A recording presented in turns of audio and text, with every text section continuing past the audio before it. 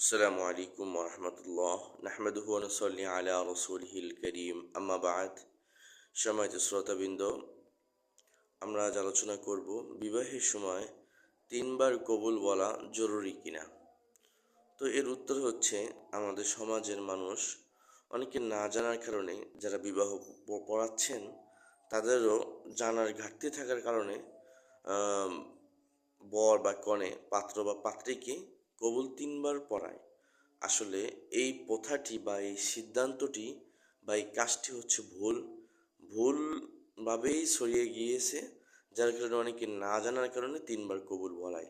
আসলে মাসালা অনুযায়ী একবার কবুল বললেই বিবাহ সম্পন্ন হয়ে যায়। সাক্ষীদের সামনে শুনিয়ে একবার কবুল বললেই বিবাহটা সম্পন্ন হয়ে যায়।